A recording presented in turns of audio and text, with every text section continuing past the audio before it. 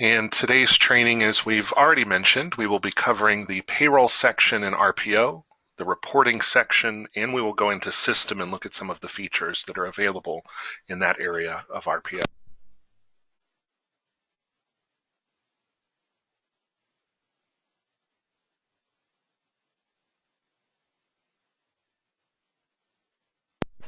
All right. So to get started, last week we went through the employee section of the system. We went through HR. We talked about the company level. We have not talked about documents portal. That's going to be another session that we'll schedule individually, probably in 2 weeks from today, or 3 weeks from today. And the documents portal, which resides in the second menu option in RPO, allows you to have a secure document pickup area, whether that be for every payroll reports or your quarterlies or copies of W-2s that you'd like to put online for clients to have access to. So we'll talk about Documents Portal and all that's involved in getting that set up, because there is a separate security model that's built in just for that. Employee self-service, as I mentioned, we'll talk about next week. We talked about employee HR. We talked about companies, so we have payroll, reporting, and system. This menu option for HR Answer Link is a single sign-on link to HR Answer Link. So we do have the ability of taking users from RPO and putting them directly into HR Answer Link just with the click of a button.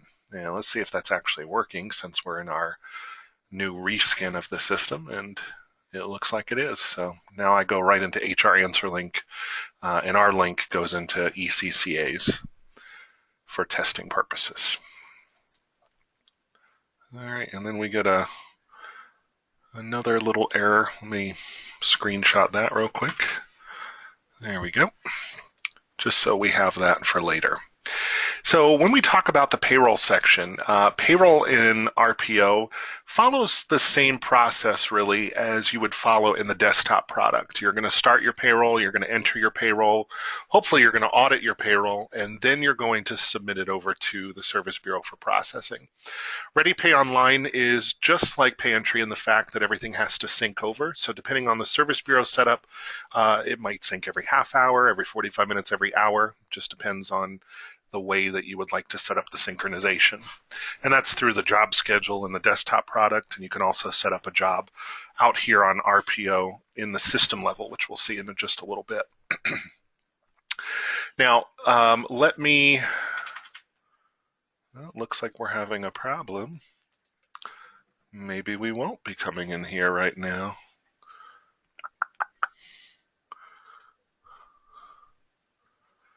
All of the directional arrows to go from step to step in payroll are missing, and we don't have a button that goes to the next step, so I cannot create a new, well, let's just go to start. Very weird.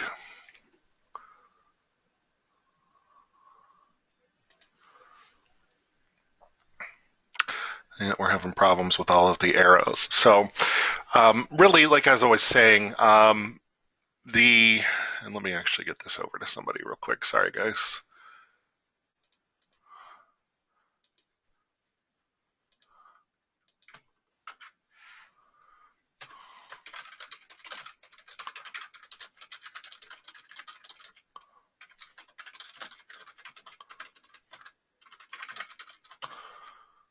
All right, sorry about that. Okay, so as I was mentioning, the payroll process, you're going to start payroll, you're going to enter, you're going to check your payroll, and you're going to finish. Realistically, that's the same process that you would follow in the desktop product. All of the features of payroll that are available in the desktop product are also available out here online. There will be arrows going across the top of the page for each of these steps. So you'll have status, start, enter, audit, and finish. And you can skip around just by clicking those arrows each step of the way. Or obviously we can come out here to the status page and click the arrow to go where we would like to go. This check date is listed in the upper right-hand corner, so that should always be reviewed to make sure that it is accurate and that the appropriate scheduled check date is selected. There is a link here for tools and calculations. We'll come back to that. That's got some really good stuff. Retro Pay Calculator. It has a manual check calculator. You can also reprint checks from there, look at miscellaneous checks like agency checks, and also do check reconciliation. But let's go to start. Now, each step of the way, like I said, you'll have an arrow. They'll be grayed out if it hasn't been done yet. So following the color scheme of the system, usually you click green to go to the next place. So start hasn't been started yet. And we do have a start button located right here that you'd be able to click on to continue. This screen gives you a little bit more information. It gives you your period begin and end date. It also does list all of the different batches that are part of that check date. And just for safety's sake, it looks like this is for a QuickBooks test. I'm going to go out to another payroll in the future. Now you'll have links to the calendar. That is the company calendar page. The company calendar page is where you can ultimately add batches. I would not add check dates on RPO. And I'm sure I've mentioned this in a prior call, probably the last RPO training that we had when we looked at the calendar page. When you set up a calendar on a downstream site, like RPO is downstream to the Service Bureau, or a client install is downstream from the Service Bureau, when you set up a check date on that downstream site and you process the payroll, when it gets to the Service Bureau, it doesn't process. It shows that it's been submitted, but it doesn't do anything. And then you'd have to go into the calendar, reopen the payroll, and then submit it normally through the desktop on the Service Bureau side. So I would not necessarily click calendar here and go add a new check date to the calendar. If you want to add batches, batches are fine. It's just the check date that seems to have an issue. You're also going to have a link to the auto post screen. So the auto post screen basically takes you into the area where you can set up the default codes that the company will see in their payroll entry grid. And this is for employee payroll entry. And we'll go back to start. You've also got paycheck attributes. So this is for setting up types of paychecks and the parameters involved in each. So if you wanted to block specific earnings or deductions or change taxability, block accruals, insurance, weeks worked, change the tax frequency, you can. You can also put your memo or notes for the check stubs as well. And there's a button at the top of the page to go back to start. And then you can also change the check date. This does not mean alter the check date. It just means select a new check date that's in the calendar. So there's currently not a way in the system of updating the check date unless you do that on desktop. And that's only if the payroll has not been started yet.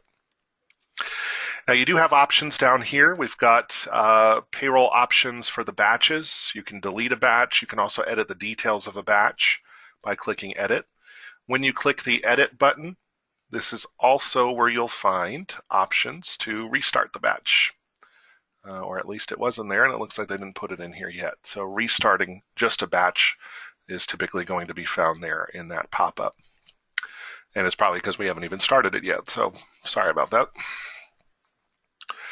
There's also notes. So payroll notes can be found here, and users can save those as well. And those are the notes that hit the ccalendar.payroll notes field. So let's go ahead and start our payroll just by clicking the Start button. Are you sure you wish to start the payroll? We're going to press OK, and it tells us that payroll is currently starting. We will be brought to the payroll entry screen once the task has been completed. So we are on payroll entry. I know this is not the way that it needs to be. Entry does have the little arrow pointing to it, so we know we're at entry. There are multiple ways of getting payroll into the system. And those are individual employee entry, or standard payroll entry as we call it, and there is a key down below for what these icons mean. We also have multiple employee payroll entry, or batch entry, and as you leave your cursor over various places in the system, icons, arrows, it'll tell you what that is or where you're going to be taken. And then you've also got the option to view a list of the employees that are going to be found in that batch. Some companies have multiple batches based on certain cost centers or shifts or things like that, so you can actually get a list of the employees that will appear in those batches. And down below, you have the option for time imports. The difference between desktop and RPO is when you're on RPO and you're trying to do a time import, you get to select the file that you want to import. So it doesn't have to be named the same thing every payroll. It doesn't have to be saved in the same place every payroll. You can click time imports and just browse out to the file that you want to import. So that allows clients to store their time files for historical purposes, just for their own insurance purposes. Now, to the right of time imports, if the client were on swipe clock, there is a swipe clock integration, so we can actually click import hours from swipe clock, and it will pull up a box, and you get to select a closed payroll or closed pay period from swipe clock and import the hours. Also, for attendance on demand, we have an integration for them as well. There will be a link, or excuse me, a box here for the AOD integration, and you basically pull those in as well. And that's a seamless integration. Both of those do not require the client to produce a time file out of the systems. It just brings the time over. And then there might be a fourth option, and that is to import time cards. So on the employee self-service kiosk, there is the ability for employees to punch in and out and list their hours out. It's a very basic timekeeping system. They literally have to go in and select the day and put the hours that they've worked. There's time off requests that can go in there as well. And then all of that can be imported. So ultimately, there could be 4 buttons at the bottom of the page if they're using some sort of regular time clock import like Chronos or Time America, Time Plus. There could be an AOD import, a swipe clock import, or time cards import. And sometimes clients will have a combination of all 4 of those. So let's talk about payroll entry. Standard payroll entry is the first icon found here. And this is going to be very similar to what you'd find in desktop. Let's just add a check. This person was terminated, so that's why it's doing that for us. So on a normal check entry screen, let me go to somebody else here. There we go. So their first paycheck is pay 1, which has always been the case. We can add a new check. We can add a new third-party sick pay check. The calculation of the check is going to show up here in green. The main difference between desktop and RPO is that the check will not recalculate on its own. You'll have to click save in order for the check to calculate. If this person were being auto-paid, there would be a check mark box here for auto payment. You can change the pay type. You've also got the check number, which of course gets completed as the payroll processes, so that's not something that's necessary. Check number will show for voids or manuals, so that's really the sole purpose of seeing it there. Now in our pay grid, whatever auto post we have set up will appear. If we'd like to enter hours, we can do so. So we can say this person worked 80 regular. You can move up, down, left, or right with your arrows, or you can tab from left to right until it takes you to the field that you're looking for.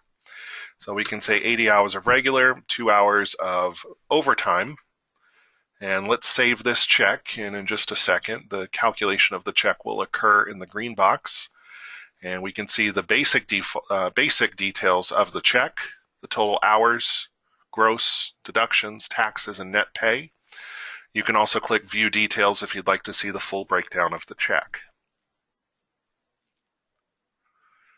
All right. So if you want to come back in here and make updates, you can. Job code, that's not a normal column for the payroll entry grid. It's normally code, hours, rate, and amount.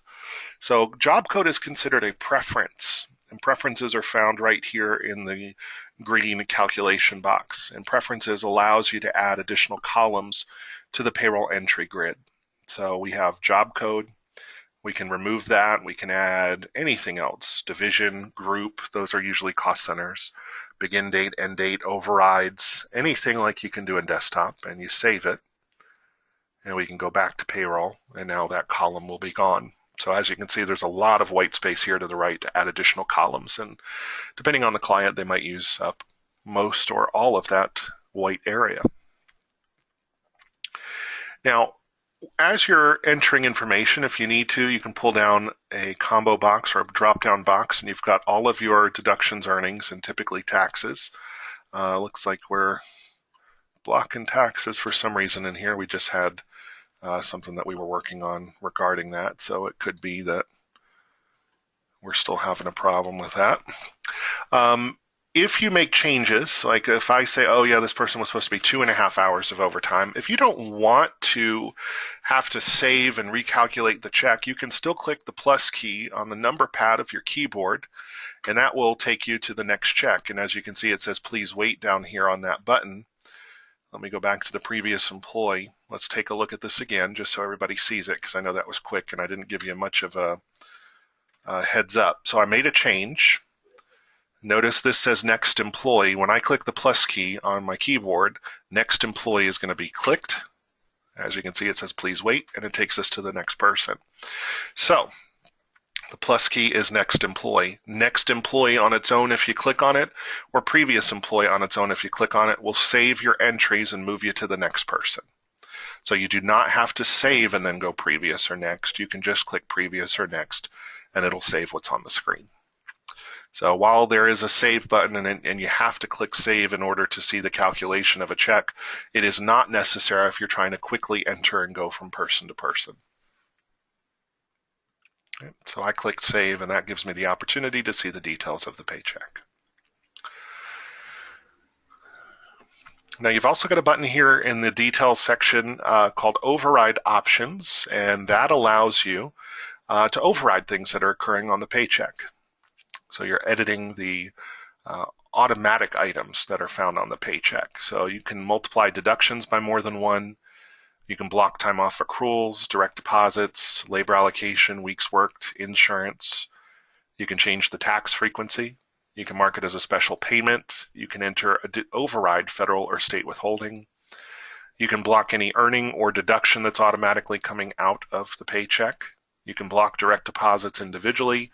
You can enter a check stub memo, or you can just enter some notes for yourself, and it automatically saves this paycheck only.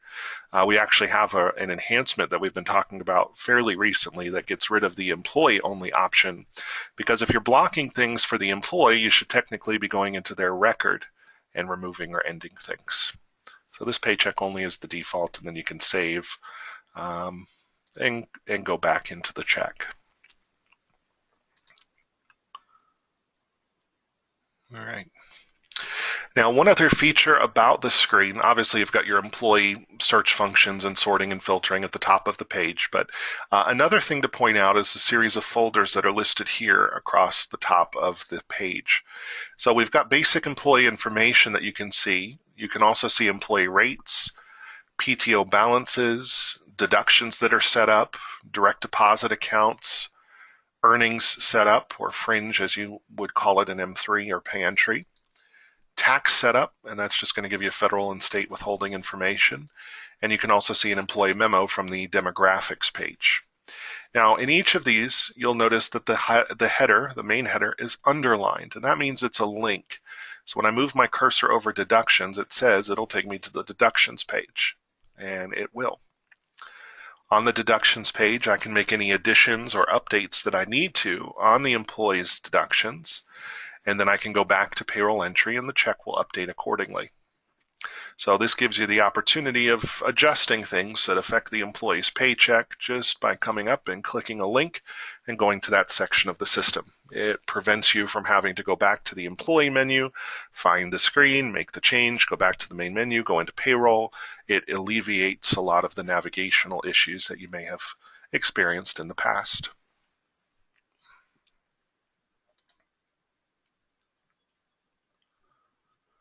But that is employee entry, and you can go all the way through the employee list. When you get to the last employee, and I'll go ahead and move us to the last person. When we get to the last person, it'll say go to payroll batches. So you have an extra option here when you get to the end of the list, and that takes us back out to the main payroll page. Now, the second way of entering payroll is using the batch entry method, or multiple employee payroll entry. We call it different things all of the time. The batch entry area allows for the entering of payroll data into a spreadsheet format, which you can see on the screen here. Each client would have to set up the spreadsheet in the way that they would like to enter data. So there is no default template, and templates are what are used as the basis for entering hours or amounts into the screen.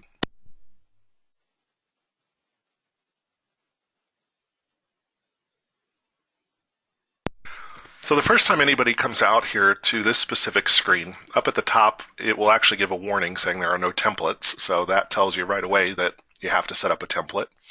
And you'll be able to set up a template just by coming in here.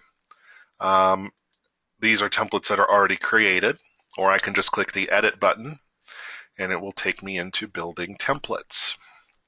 So we can add a new template or we can adjust a template that's already in here. So we're going to call this one BTG 617, and this is our sample training template.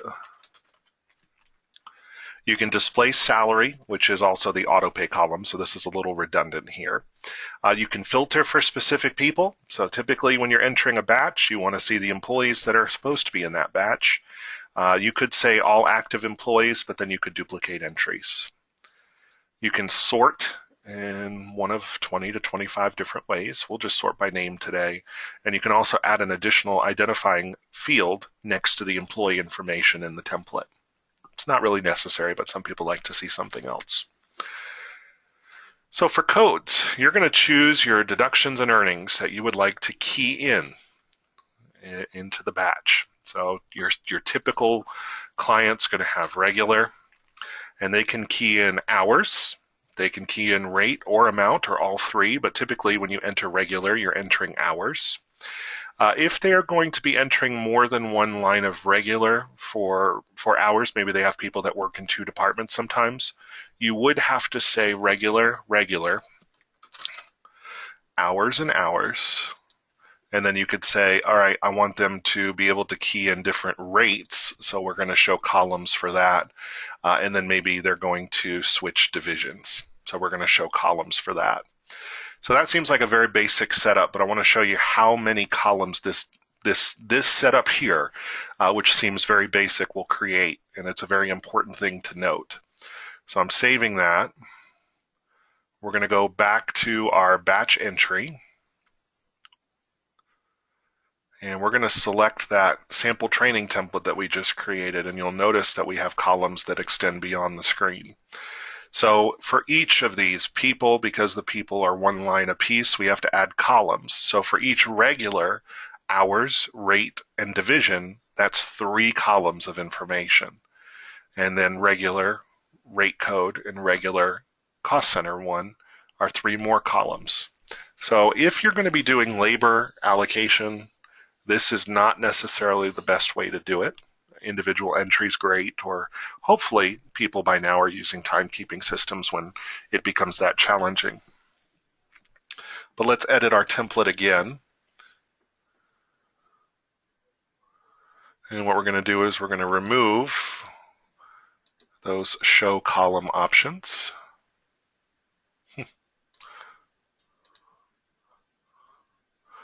I think I have people trying to fix stuff behind the scenes from when I sent them the issue earlier.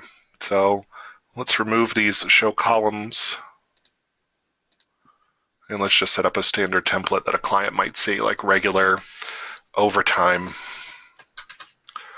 Those would be hours. Maybe they're going to have vacation time, and you can call the header whatever you would like. Maybe vacation will be hours. Maybe they're also going to do some reimbursements. So maybe it's just a regular reimbursement. And that's going to be an amount. So the others are hours. This one is an amount. Let's save it.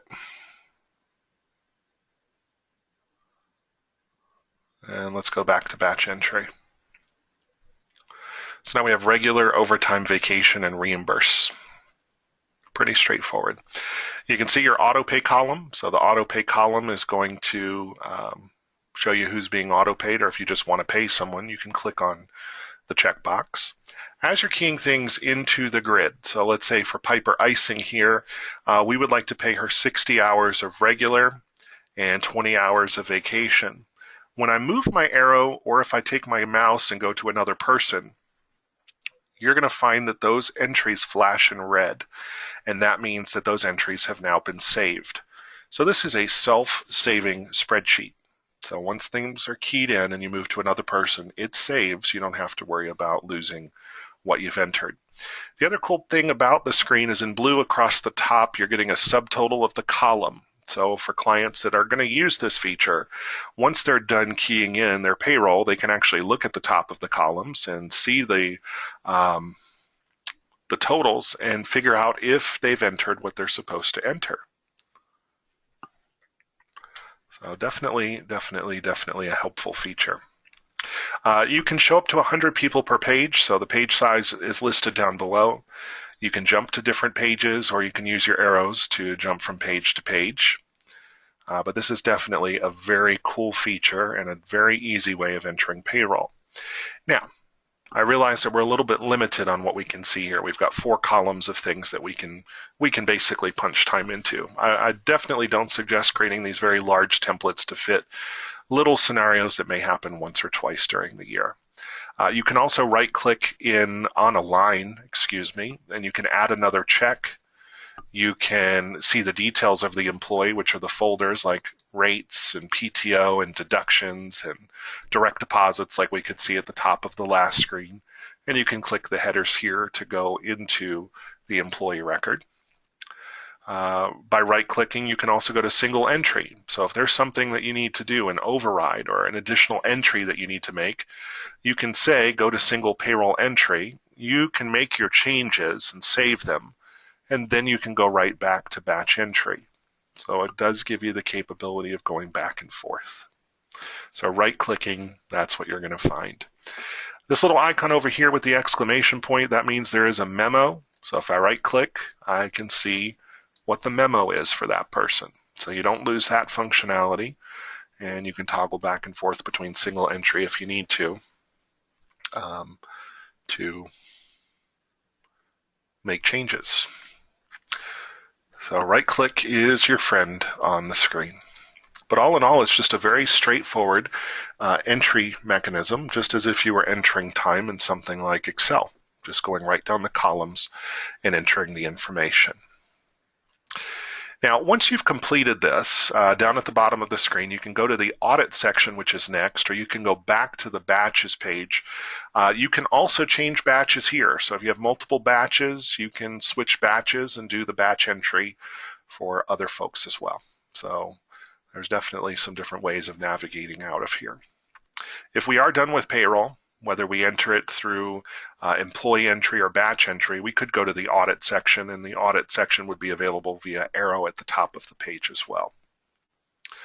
Now, if we go back to the batches page, real quick about time imports.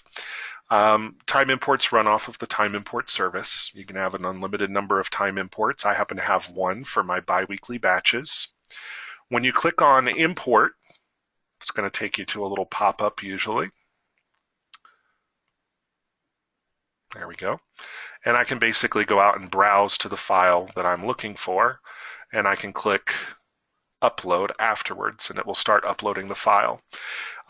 If you're used to, or if you've ever imported a time import file in desktop, you'll know that you have to refresh the page to see if it's complete.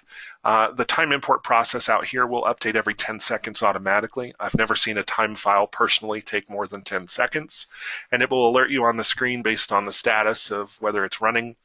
That means it's still importing. If there was a warning, this little circle will turn yellow.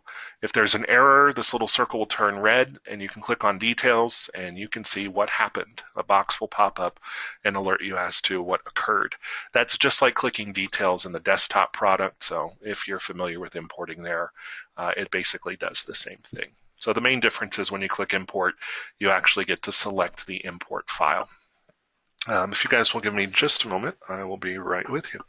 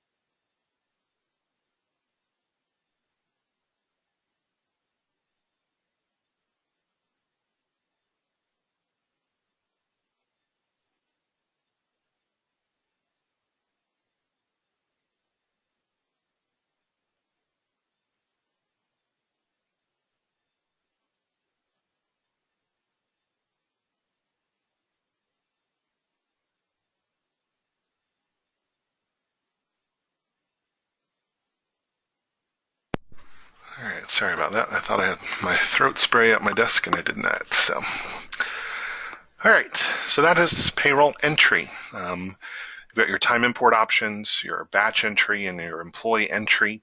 So the next step of the way would be to go to audit. And audit allows you the opportunity to do a couple things. Number one, you can run your pre-process register. You actually can't approve your payroll batch until you've run a pre-process register in this case. Now, that could ultimately be changed, so I'll explain that in just a moment. You've also got batch totals here. Batch totals will allow the user to key in the totals that they're expecting, and it will return the results to see if there are any differences. Most people choose to just look at the pre-process register and eyeball that because it takes one step out of the process. So you've got your batch totals, you can run your pre-process register from here, and you've also got something called verification tests, which we'll talk about in just a moment. But before we do that, going back to what somebody has to do from the screen, it's all based on a service. So we added a service called the audit service on the company services page. And the audit service drives what a user would have to do in order to submit payroll. So let's take a look at that audit service. And that's under company, status and services. And I've got one set up currently called audit. And I've got full service. So your options here are full service, mini, or none. Full service means that somebody has to run a pre-process register and somebody also has to run their verification tests. Mini means that audit is partially required in that they have to run a pre-process register. They don't have to run verification tests, but they can if they would like to. So it's an optional item for running verification tests. And then finally, you've got not required or none. And that just means that they don't even have to run a pre-process register. They can just submit payroll online. So those are the three different options. So for anybody that's going to be on RPO, you'll want to have an audit service. And you'll want to establish which level of audit you would like the client to perform. So let's go back to payroll. Let's go back to audit. Batch totals, that's not part of that audit. The only part of the audit is pre-process register, run verification tests. So you can have them just run the pre-process and not verification tests, or you can just turn it all off. Or have them run both. So let's look at the pre-process register. I'm not going to waste time by actually showing the pre-process register because it's just like the one that you've seen over and over again before. But when a client comes out here to run their pre-process register, they actually can change the sort order of the employees, and it will either run by cost center and then name or ID, or you can just run it by name or ID. You can choose a batch, all, or just a single batch that you'd like to run the pre-process register for. Do not recalculate. I don't really, for the life of me, have ever figured out why we would like this to happen. Sometimes if you've got a very large client and it kicks off a recalculation of their data when you make a simple change, you might not want to rerun the report, especially if you're just putting in a memo item. But that would be the only scenario that I can think of to use the do not recalculate button. You've also got an option to include employer taxes. So our pre-process register and pre-process labor report have been updated to include an estimate of employer tax liabilities. And the reason why we say estimate is because it is broken down per employee. But employer taxes are usually calculated on the company as a whole. So it's an estimate because when you break smaller amounts down, there could be some rounding differences. So we usually say for a company that's 10 to 50 people, expect $1 or less, and then if it's over 50, it just depends on the number of people. But you can include or not include employer taxes on the report. Now you can be notified when the report is completed, which just means it'll pop up on the screen, or we can also email the report somewhere. And you can save those settings. That way you don't have to do this every time. And we run the report.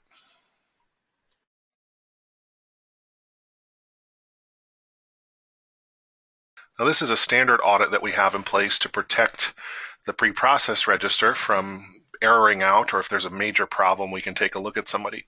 So this is showing that Bill Jones does not have a base rate. So let's go back into Bill Jones. And let's see what we got going on for him. So we're just going to select him here. I could have gone up to the employee menu, but this actually shows you a little bit of the navigation of getting around the section. saw him earlier. He has no base rate, which is interesting because he's not even getting paid anything. So let's go take a look at what's going on with him.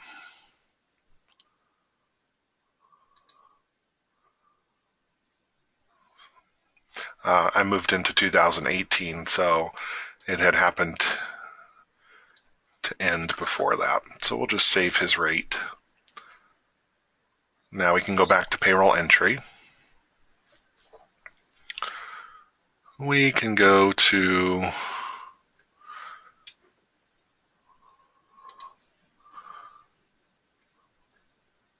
the end of the list. Sorry, navigation's a little difficult today because of those arrows being a problem. You could see them just pop open for a minute and then they kind of closed. So normally we wouldn't have to go through all of this. So let's run the pre-process register again. When we click Run Report, this time it's going to find that there's no issue, and we get our generating report page.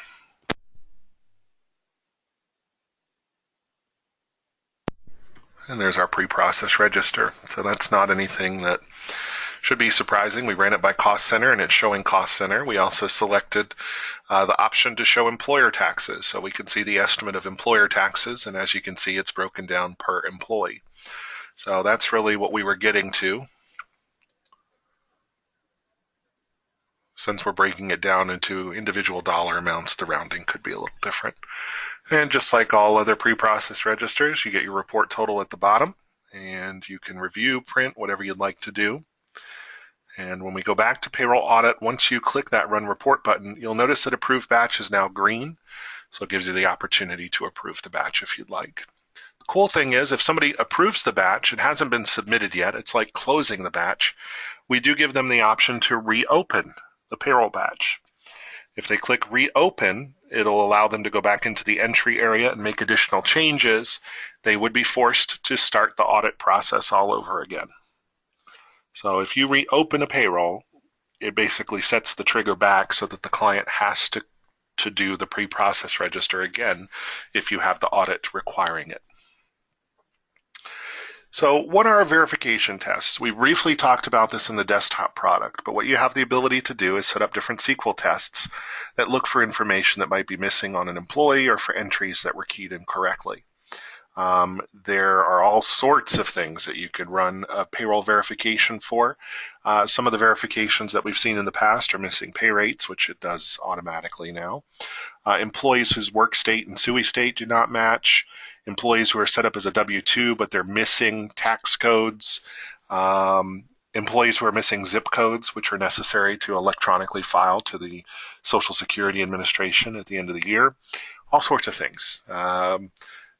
If they're a tipped employee, you could have something catch employees that are making under minimum wage. So there's all sorts of things that you can do with payroll verification tests. If they were required, the user would come to run verification tests. There's a little bit of a pre-calc that happens, and then they can select which tests they would like to run and run them. And this says paid terminated employees, and it says that Kelly Barnes is not active but has net pay. So this is a pretty cool test because this person is no longer active, but they're getting paid.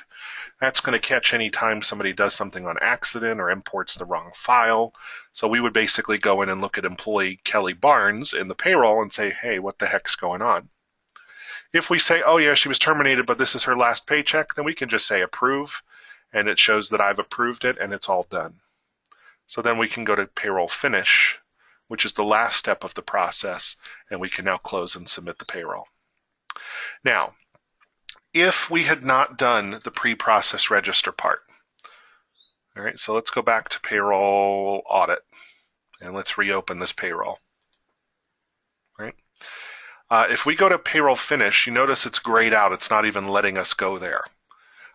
You would be able to go to the payroll finish option here once the arrows are open, but it will give you a warning on the page saying that payroll audit is not complete, that you haven't run your pre-process register. Therefore, you cannot submit the payroll. So there's no way in RPO for a client to submit one batch and not another. And I'm sure everybody has had an experience with that in the past where maybe there was a VM batch and a regular batch and the client didn't close and submit the VM batch, so it created its own check date. RPO does not allow that for that to happen. So all batches have to be submitted at the same time. So if any of them haven't been reviewed, the client is going to get a warning and they're going to have to review it in order to submit the payroll. So it's just an extra check from the Service Bureau end of things to kind of help that along. All right. But that is the payroll process. As soon as they click submit, it does not submit the payroll over to the Service Bureau. It basically queues it and it will be processed when the next sync occurs. So it's very similar to what you've experienced in the past. There's no difference there. All right. Any questions on payroll in RPO? Next, we'll be moving into the reporting section to talk about what's available there. But if anybody has any questions on payroll, please let me know, and we'll go over those.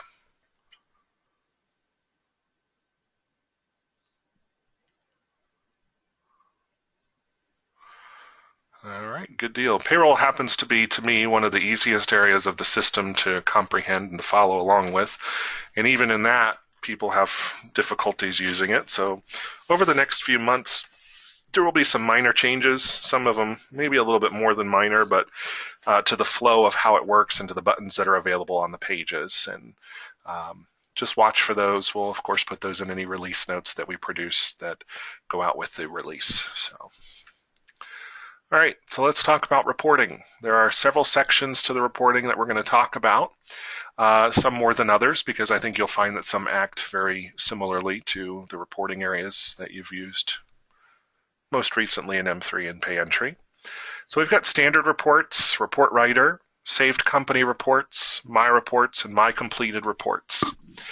Standard reports is very similar to you going to a report screen and right-clicking and saying new standard report. So if you were to go in desktop and right-click in reporting and say new standard report, you'd get a list of reports that you can choose from. In this system, you're getting a list of reports that you can choose from as soon as you get to the reporting section. And you can see up to 50 reports per page. And you'll find some very similar names to reports because in all actuality, we took the reports from M3, converted them into RP reports instead of MPI reports in a lot of cases. And they have mostly stayed intact. We've made some minor changes to some reports over the years. You're also going to find a lot of reports that we've added in for things like our HR screens, which you didn't have access to before, and now you do. So there will be some additional reporting functions, or just additional reporting options in the system that maybe you didn't see before because the screens didn't exist. Now, as we saw with desktop, there are categories, so you can choose a category and click search, and you'll get a list of reports that fall in the category. You've got a little bit more distinct topics. Those are subcategories. You can actually look for a report by title. We've got tags or keywords.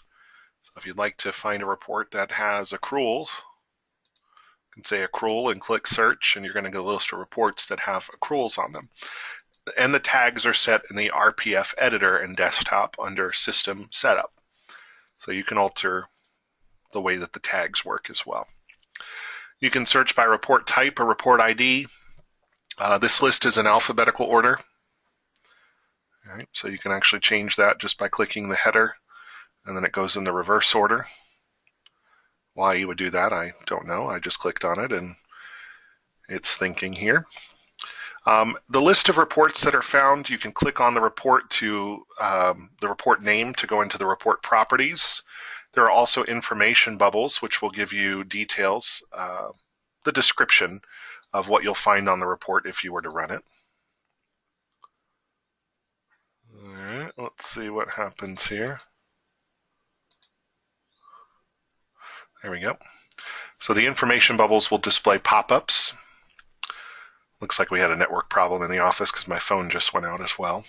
So, once you find the report that you'd like to run, all you have to do is click on the name of the report and it takes you into all of the properties. So this is like right-clicking on a report and going into properties. You've got your date selections. So you've got some time periods that are defaults, or you can override dates. print options, orientation, and paper size. Record filtering is like data selection. You could say, I would like home CC1 to be 100, and then I can say employee status is A. That's going to be an AND. So you can do up to 2 levels of filtering on a report, just like you could do in desktop. For reports that can be run across multiple companies, you'll have better filtering options. This is all grayed out because you can only run this report for one company at a time.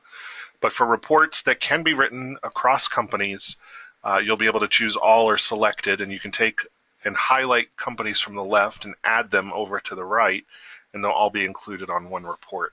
There are only a handful of reports that we can do that on currently, so if there becomes a need to add additional reporting functions that cross multiple companies, just let us know, submit a ticket, and we will look into it and see if we can test the report to make sure that it will work appropriately. Subtotaling and sorting. So that's very similar, if not exactly like desktop. So you can say, I'd like to use a custom sort order versus any one of the defaults. And you can do your sorts and your before and after totals. So you got your total options and page breaks and making something from detail to summary. Additional options, which are your additional formulas. So this gives the user the opportunity to change some of the fields on the report to something that they can use or display. Output, you're going to find PDF, text, comma separated, tab separated, Excel, and Word in most of the reports that are out here. Notify me when completed simply means the report will open up, or it can be emailed. And then you have an option to save it. So from working from the standard reports list, that's just the full list of reports that are built into the system. If the user says, you know what, later I need this report, they can actually come in here and they can save it in one of 2 places, either company reports or my reports. Company reports, think of desktop. All right, so when you go to the reporting area, there's a big area at the top of the page, and there's a small area down at the bottom for your scratch pad. That top area is saved company reports. Any user of the company can go in and look at the report and make changes to it and print it or delete it. If you don't want them to do that, then you save it to your scratch pad, which is considered my reports, and you do have the ability of saving it in both places, and you save the settings. So let's hop over to saved company reports real quick. We did save a copy of this report in here, so we should see the accrual report that we just saved with the ID 617. Let's make this 50 reports. There it is, accrual history 617. So it saved it here for company reports. Anybody that can access reports for the company can come in here and look at it. They can print the report based on the saved options, or run it, excuse me. They can delete the report, or they can click on the name of the report to go in and change the properties that I've already established. So if you don't want anybody messing up your report, we typically say save it to my reports or the scratch pad. And apparently I like to click the accrual reports because there sure are a lot of them, but there's the 617 one that we just added. So I would be the only one, my user, me, Bruce Gilbert, can run the report, delete it, or change the properties because it's considered my report. So we still have a clean break there between the scratch pad and what everybody else can access. Now when you run a report, as we saw with the pre-process register just a little bit ago, you're going to get a little completion chart here letting us know when this is going to be completed. The report will simply open up on the page. One thing I'll point out is sometimes if it's a very large report, it'll get all the way to the end and it'll say that it timed out or it ran 100 of 100 attempts. Just refresh the screen with your F5 and it will update and it will show you that it's still running. So it doesn't actually time out usually. If it's a very large report and it takes a while, then it might get up to 100 attempts. You can just F5 to refresh and it starts again. So there's our accrual history report. Now once a report has been run, I can come out here to my completed reports and that report will be listed in here. So there's my accrual history report that I just ran. Here's my pre-process register that I just looked at earlier. And I can actually click on a line. And it looks like we've got some icons missing in here. Let me take a snip of this. So you'll be able to click on a view option next to the report and open the report. So you basically get a filing cabinet of all of the reports that have been run out of the system. Now, obviously, if you've run a report multiple times, you can say, well, the first one I ran was no good, so I'll just keep the one that was good out here. You may also have found at times where you run a report and you close it thinking you don't need it anymore, and it's gone, and then you're like, oh, I did need it. Well, then you can just come back out here and click on the report, and it pops right up. So it actually saves a copy of the report. It doesn't rerun the report. And it's up to the Service Bureau to clear their temp directory for RPO. That temp directory, you can write a script to clear it out after 6 months or every 3 months based on the completed time or the submitted time. That way you keep that area cleared out as much as you can. So we kind of jumped around a little bit. We talked about standard reports and the list that's here and how that works and how you can click on a report to get to the properties. We've talked about saving it to saved company reports, which is like your ad hoc reporting area, and all users of the company that have access to reporting would see this. My reports, which is up to the user, that's the only person that's going to see these. And then my completed reports, that's just a filing cabinet of all of the reports that I've run in the system over time. Like I said, Service Bureau, you get to set up a script that will clean this stuff out. We'll put an article out on Freshdesk because this was something that really came to fruition not too long ago.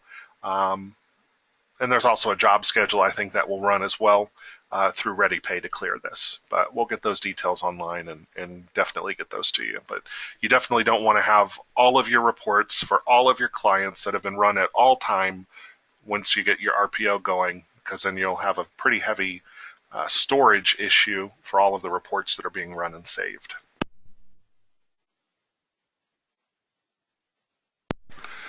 Now, the most complex area is Report Writer. Report Writer, there's actually 2 of them in the system. I only like to train on the new one, which is what we're viewing here. And you might say, well, how do we know if we're looking at the new Report Writer? Well, the key here is to look in the lower right-hand corner. And if it says Basic Report Writer, it means you're in the Advanced Report Writer, the new one. So Advanced Report Writer is the real title for it. If you click on Basic Report Writer down here at the bottom, that takes you into the Basic Report Writer. So now you can see it says Advanced Report Writer, and that's where I could go to get to the Advanced Report Writer. Here's the deal. Advanced Report Writer is only available if there's a service set up. So if we come up to Company and we go to Services, we'll have a service called Advanced Report Writer. And all you do is just set it to full. There's really only one service level.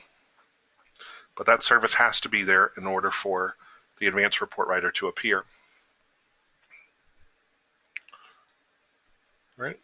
So Basic Report Writer, think of this as you would desktop. So when I add a Report Writer report, I have to choose a report type from the from the list. Normally, when you write a report, it's off of employee list, but if you're pulling from the direct deposit screen or direct deposits or the taxes page, you have to select that type of report.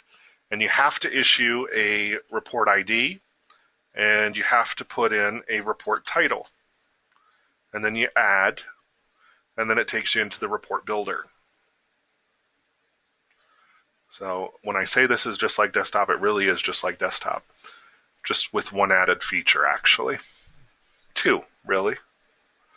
So you've got your fields, your sorts, and your filters, and we've got companies. Companies is one of the additional features that's available on RPO. Based on the companies that you have access to as a user, you can write the report and run it for whatever companies you have access to. So Report Writer immediately is cross-company reporting. Also, when it comes to fields, we've kind of broken these out into little different sections.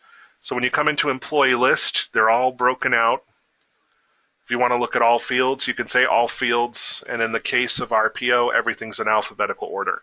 So it's much easier to find. So that's half of the second new feature, or half of the second feature that's available on RPO that's not on desktop. The other half of that second feature is the ability of typing in and getting a search. So you can type in the field that you're looking for, and you can select it from the pop-up box.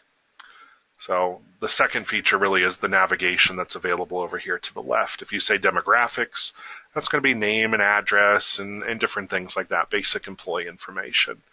All you have to do is click on things once. So I can say first name, we'll do last name, first name, address 1, address 2.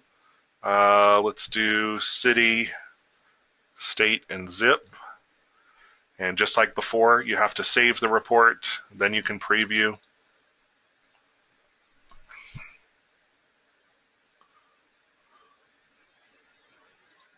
And it's going to actually kick off a report job to be run. So preview report literally works just like desktop in that it has to kick off a report.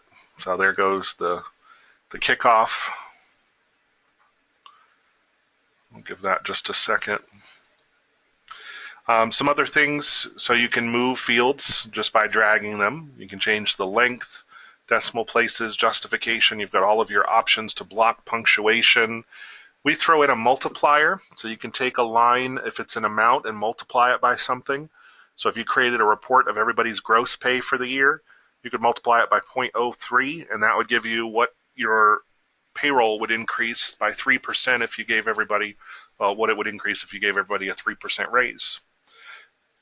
If you're adding a whole bunch of columns with different amounts, you can actually have it total at the end of the row. So that's another feature that we've added into the report writer, are row totals. So you really could do something like a labor distribution or a payroll register through report writer and get a total at the end for net pay. And for whatever reason, it's not like in my report writer today, but that's okay. Right. So you've got your sorts. You can sort by anything. So if we wanted to sort by name, then we could say, let's sort by last name and first name. It does not subtotal. I know in desktop it automatically tries to subtotal, but this is a little different. And I also know in M3 you've got a couple other different features or options that are listed here. Those do not exist. So you're almost taking, unfortunately, a little bit of a step backwards when it comes to some of the options here in Report Writer, but then you're also getting some additional options that you didn't have before. Filters, so just like before, if I wanted to filter maybe on employee status, you're actually going to be able to select options rather than have to put in syntax. So if it's a recognized field and it's a drop-down, it's going to be able to pull in those options that are available within the company.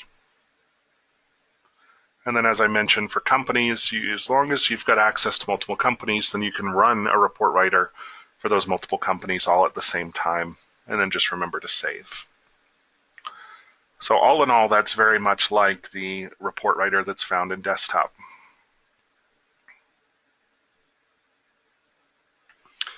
So what makes the advanced report writer advanced? Well, let's take a look at that. So the advanced report writer, you can add a report from below or you can edit a report that already exists. But this is a dashboard report writer. It sounds kind of weird, but it's really just this giant dashboard. Now you're going to have the option of searching for fields. You've got personal fields like demographics, status, department position, emergency contacts, compliance. You can pull in rates, taxes, deductions, HR, insurance, accruals, and direct deposits. You've got all of your payroll history, so you can pull the information on the check, like the check date, periods, check numbers, gross pay, net pay, direct deposit, departments, check type, document number. So think of ePay HIST table in the database. Then you can pull earnings, deductions, taxes, code groups. Employer taxes can be found when you do labor allocation. So I do want to point out that you can also do labor allocation in Report Writer, which is definitely a big feature. I know it's something that you've probably said in the past, wow, I wish we could do that, and guess what? Now you can. So labor distribution, labor allocation can now be pulled through Report Writer, which means for all of those clients that ever said, hey, we want a labor distribution file, now you have the capability to do it, even though I think we already wrote one. So beyond pay history, you've also got filters. So there's going to be an interesting thing here called point in time, which I'll explain, but our report writer here already sets for active status only. It already says all cost centers unless you want to pick certain ones. Same thing with employee types. You can also filter based on anything in the report, and you can also run it across multiple companies. And for sorting, you can sort based on any fields that are on the report. So for filtering and sorting, the field does have to be part of the report. I know sometimes that's not very well liked, but in this report writer, it is mandatory. So let's start adding fields. So I can come over here to demographics and I say, let's add employee ID, last, first, middle name. So some of the things that you've had to do in the past, like only showing the last four of social, or combining the name, or getting the age, or length of service, those are all in here now. Those are all options. So last, first, middle name is a field. I can say address. I added an extra one here, so I'm just going to delete it. Maybe I want the last four of social and the age. I can actually come over here and click preview, and the report will pop up just like that. Usually a little bit faster than that, but we are in a demo system that they're doing work on. So if I want to move things, I can just drag and drop. You can't add fields together, but what you can do is you can take a field and you can add or divide or subtract, multiply some number. So basic equations, but not adding fields together. If you'd like to delete some things, you can. The cool thing, and also a very scary thing because clients can easily leave, is they can literally come in here and get some demographic information. We can get division or group codes or descriptions. So in the old report writer, you can only ever really get the cost center code, so a number or a letter. Now you can get the actual description. So it's much easier to read the reports. Just another thing that's been added in.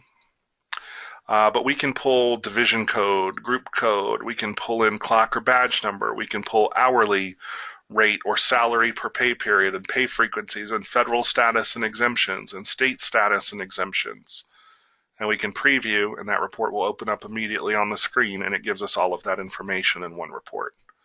So any kind of census report that you might have had to run in the past, and you might have had to combine report writers, you don't do that anymore. And the preview of the report opens in HTML format, which is also an option that you can save it as well. So as you can see, this report writer, it automatically assigns the column widths, so everything is in a nice orderly fashion and completely covers the page. We could pull in everybody's dental insurance amount. We can pull in everybody's medical insurance amount. We could even come all the way over here and we can pull in what their PTO balance was. And then we can also pull in their direct deposit information. And when I click preview, that report's going to open right away. I'm going to make this big again because we just added a ton of information to it. Section 125 dental, medical, PTO code, and available hours, and then direct deposit priority information. Now the only dilemma is if somebody has multiple direct deposits, they're going to appear in the report multiple times. But that's to be expected because this is a linear report. So just something to keep an eye on as you're writing those reports. But I think you'll already see some of the benefits of using the advanced report writer and how easy it is to pull information into a report.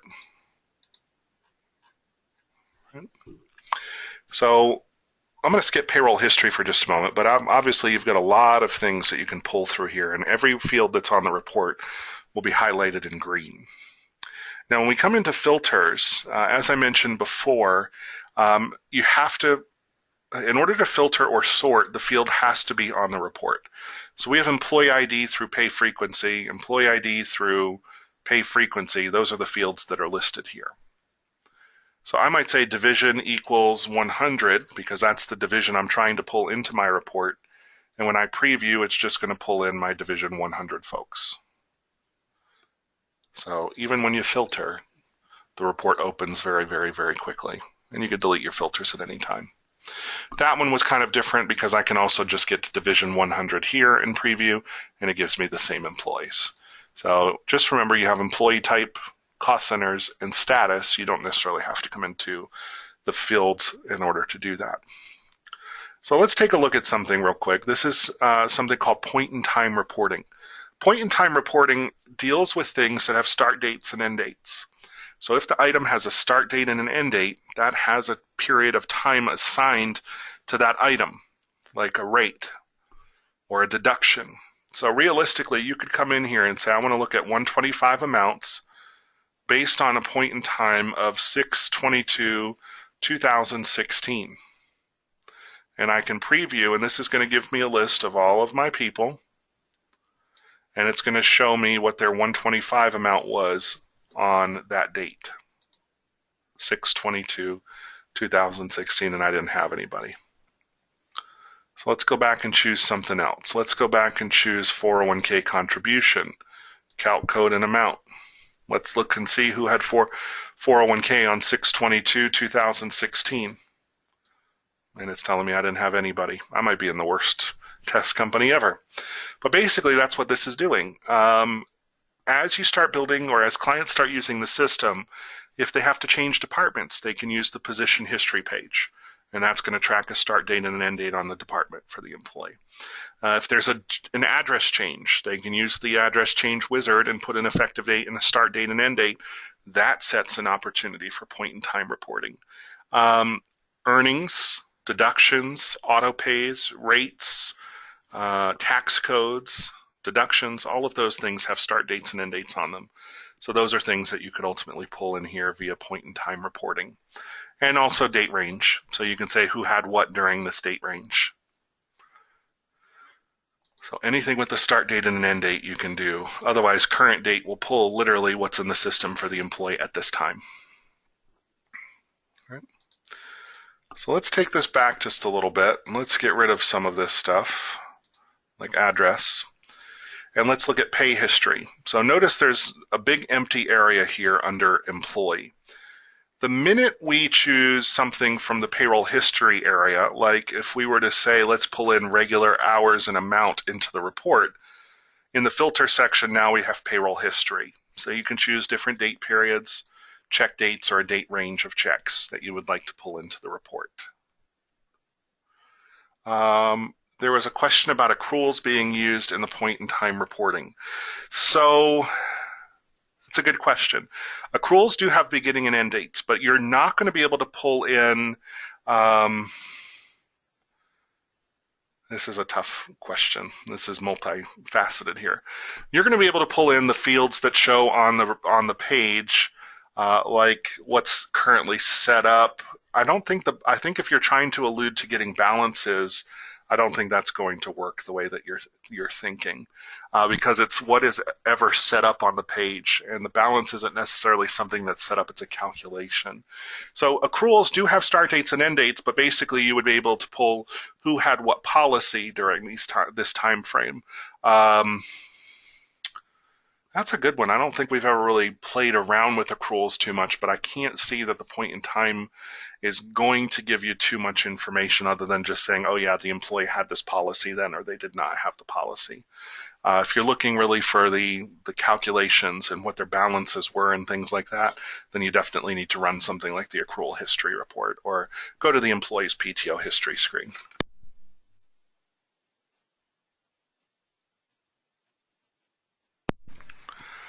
All right, so once I added amounts from the pay history section, now we get our payroll history options here.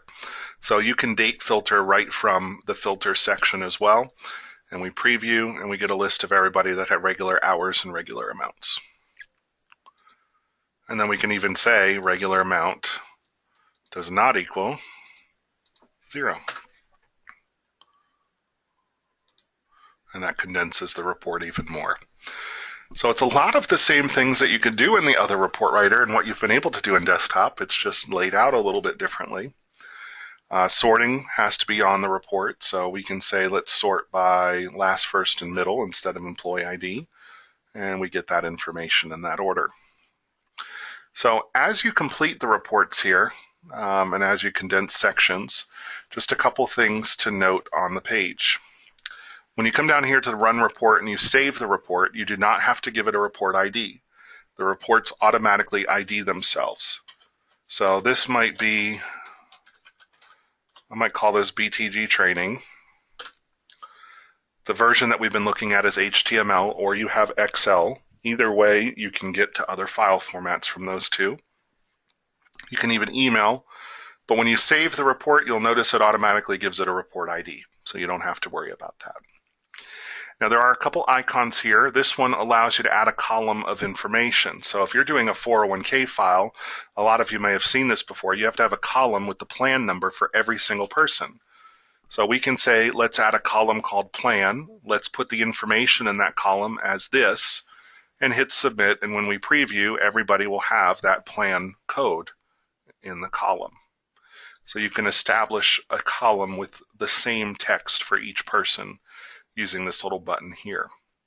And the folder here at the top, you can create a new report. You can load an existing report. And that hasn't been liking that lately. Or you can copy the report from one company to another. So you have the ability of copying reports from one company to another.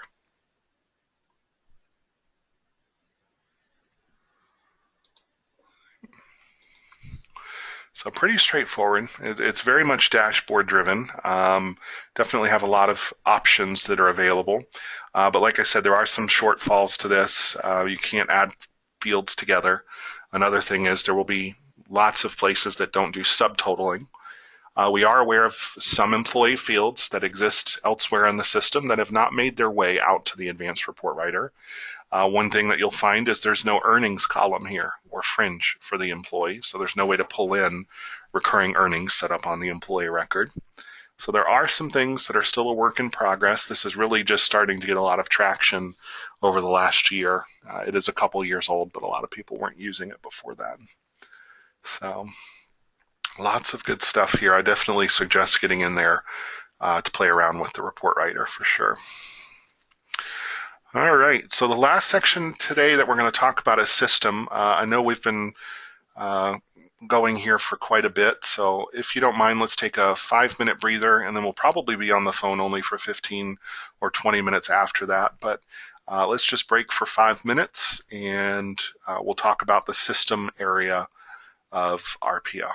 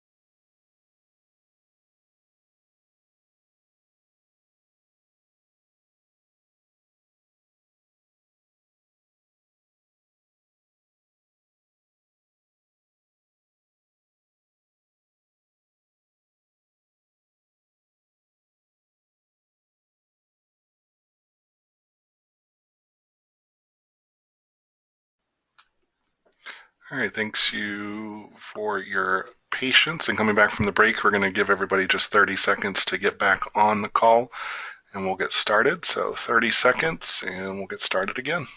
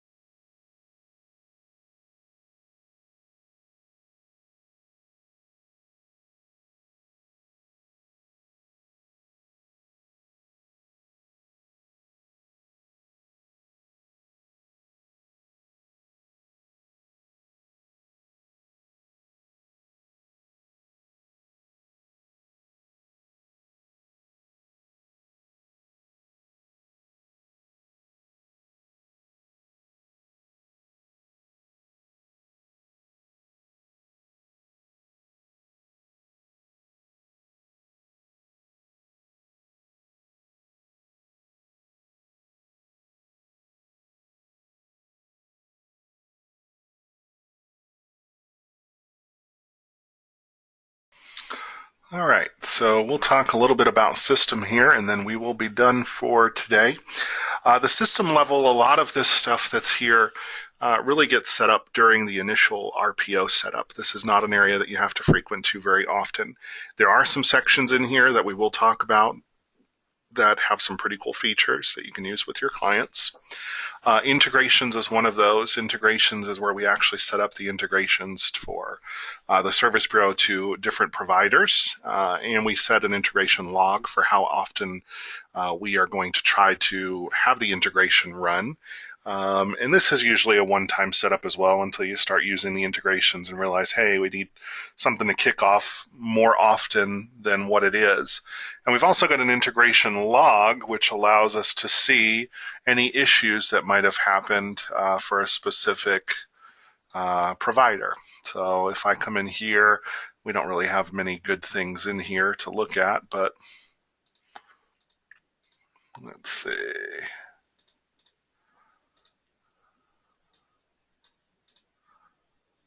We don't really have anything good in here to look at from our test environment, but we'd be able to say if there are any issues with the integrations.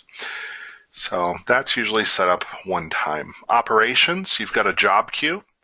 So you can actually see the jobs that are running online. Typically that's going to be for starting payroll, running reports. Here's a report writer that we started running earlier that never opened, so I just deleted it so it doesn't keep running. You can run it for all companies just by removing the company filter. And just like before, you've got page size options down at the bottom. You can also jump between pages using the arrows. So we can see that everything's a green bar, basically in green today. If it's red, that means there's an error. So that's something that you can very easily see. We can also do job schedules. So this job schedule area, this is where we can say we'd like to perform a sync up. We've got an archival and an update year-to-date process happening online. These are typically all set up in the back end, so the desktop version behind the scenes. And then you can actually come out here and you can run the job. So if I want to sync up with the Service Bureau, I can say run job and it kicks off a sync job. That, of course, should be maintained by one or two people in the Service Bureau. A lot of times you don't want to just kick off a sync if you don't have to. That way it doesn't overlap another sync that kicks off and causes any problems. So, but job schedules you probably won't come in here too terribly often for either. Security. So you can set up users, individual company users, not multi-company users, under company security. But then you also can set up users here for every company, regardless of the one that you're in, as well. You've got the option to choose a company. Like I said, if somebody has access to multiple companies, you have to do that on the Service Bureau desktop side or the RPO desktop backend. You can change passwords out here for folks. You can update contact information. You can update report security, one of the other things that you can do is you can actually register the person for employee self-service, which we'll talk about next week. And then you can put in their username and password for self-service, and you can link their ReadyPay user and their self-service user, so that way all they have to do is click on ESS and it takes them directly into employee self-service. So it's basically setting up the single sign-on. It's just a little bit more work on the service bureau rather than the actual RPO user. Documents portal access, this is separate security. So you actually have to give someone access to the documents portal and what kind of access they'll be able to see to documents in the portal. So it's a separate security and you have to link it to the RPO user. IP address restrictions, you can actually put an IP address in if you say, I only want this person accessing from this IP. That prevents people from being able to access the system from outside of the office, perhaps. It's just a way to make information a little bit more secure. Also, system-level users. Those are users that are not assigned to one company. They are required to do two-factor authentication. So there is a separate section here for two-factor that you can also use for any user. So if you turn on two-factor as a service, that's enhanced security, on the company services page, you can actually control some of their two-factor, or you can reset it. So that way they can change from text to email or vice versa. And you can also force their reauthorization. So two-factor authentication for a system user. So I know I'm in here. Where am I? I have lots of logins. I've got my options set for two-factor authentication. I can come in here and say reset it, and the next time I try to log into the system, I'm going to have to go through and set up my two-factor authentication again. Also under security, you can see your document portal roles, which we'll talk about during document portal training. So you assign a role to someone and it tells them what they're able to see as far as folders are concerned and how they can utilize those folders. And we've got an IP access log. So this is going to show specific users and their IP address and browser information. Portal administration. So this is going to be able to, where we can upload documents individually to specific companies. You can actually set up what type of document types you'd like to store out there and where they are going to reside. And document search. So once again, these are all things that we'll go over in our document portal training, which will probably take us a whole hour to go through. Also under here we have system messages. So this is one of the things that you very well could be interested in using. So you've got RPO and kiosk messages. So this is something that can show in RPO or kiosk. And you can say, I'd like to add a message. And you can say that we have a holiday coming up. And you can set an expiration date. Let's set it up for July 4th. And we can say that it's for everybody, or you can choose a specific service bureau. So here's the cool thing. If you've got different partners, and they might have different holiday options, you can say, okay, I only want to show this holiday message for one group of clients. And you can say upcoming holiday, or whatever you'd like the subject to be. Test, test, test, test, and we can save it. So for all people that log into the system now until 7/4/2017, there's going to be a message showing up at the top of the page that says upcoming holiday, test, test, test, test. So let's just take a look and see what happens. I might have to log in as a company user, actually.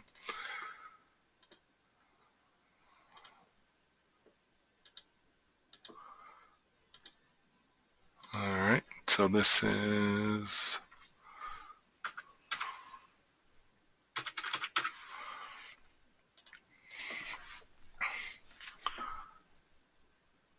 yeah, I think I have to log in as a company user, and I don't remember any of those logins right now. But right up here in this section above the icons will be a box that pops up that gives them that message.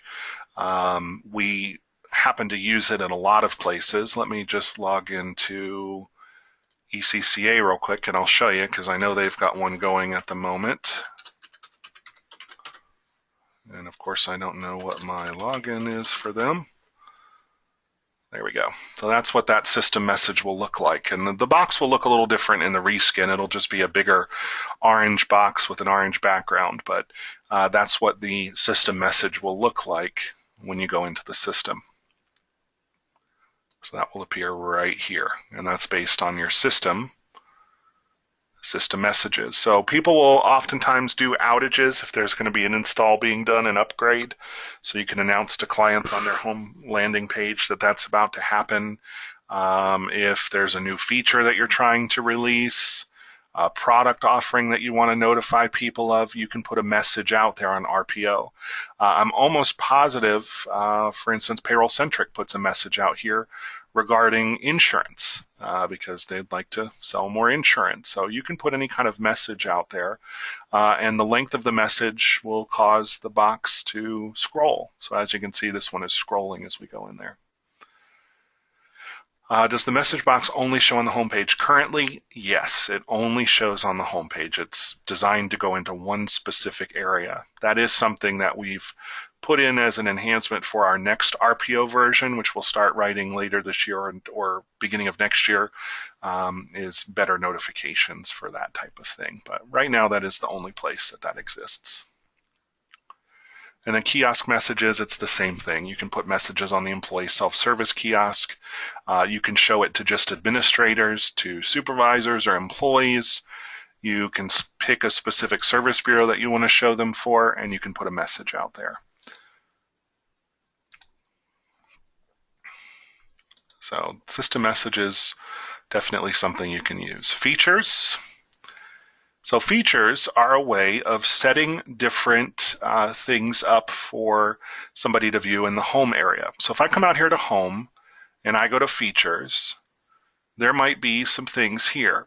So I can say, oh, payroll features, what can I possibly sign up for? Oh, HR features, what can I sign up for?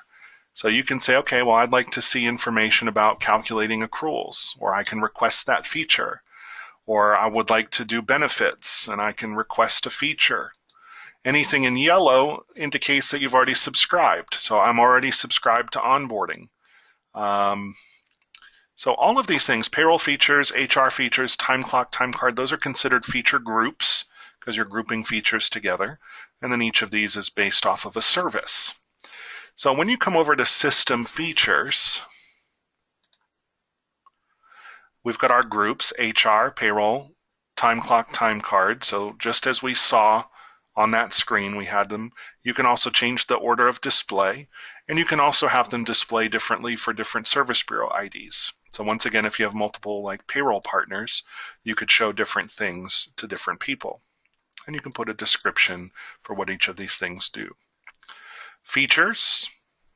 So with features, this is where you actually get to establish the code and the group code. So you attach which group this is coming into, whether you want it to appear in HR, payroll, or time clock, time card. You give it a code, you give it a description.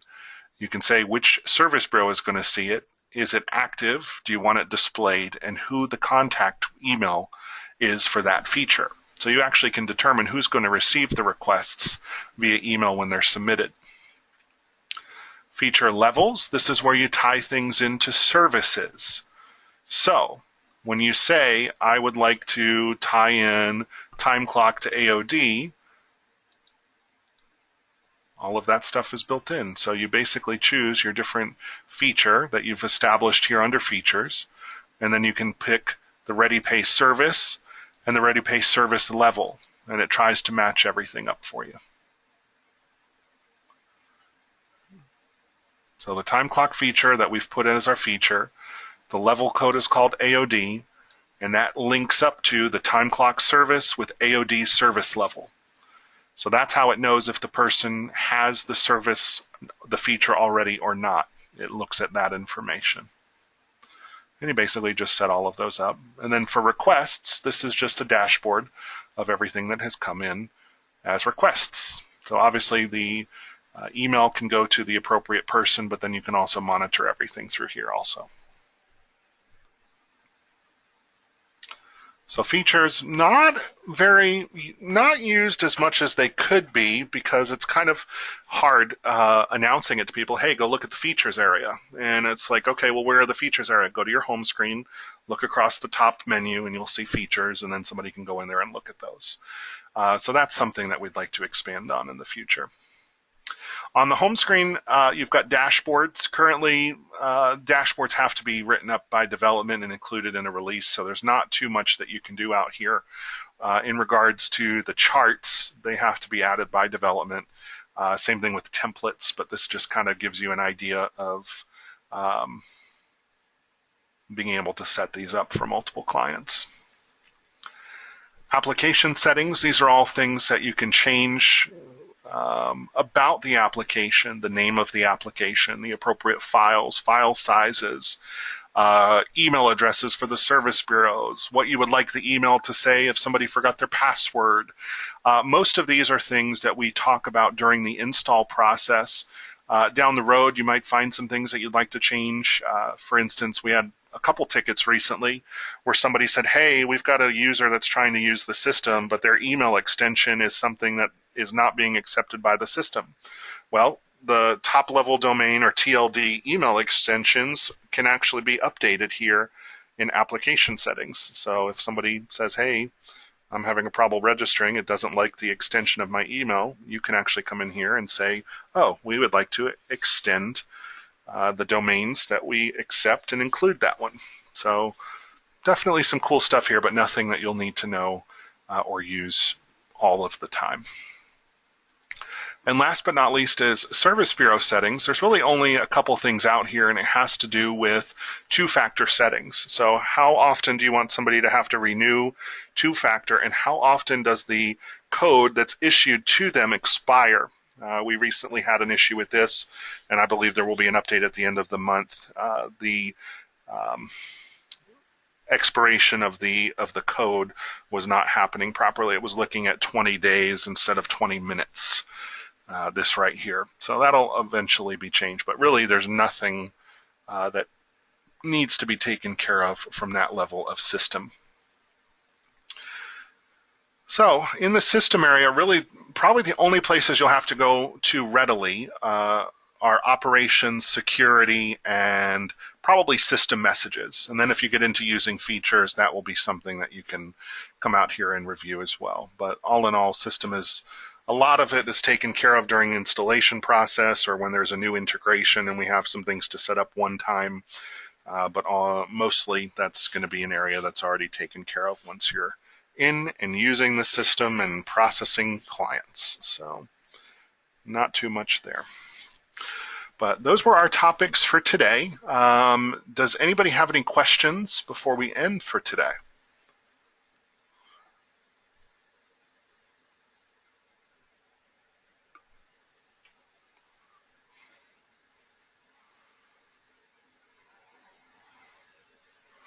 All right, well, if anybody thinks of anything, feel free to submit a ticket and we can get your questions answered or review things with you.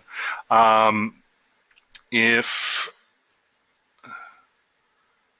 you've got some questions or concerns about how your RPO environment is set up or anything like that, then just let us know, and we'll be more than happy to answer those for you. Just to recap, we're not going to be having a training tomorrow. We will resume next Thursday and Friday. We will be covering employee self-service and taxes next week. Then the following week, we'll talk about ACA and accruals. And the week after, we've got slated in for document portal.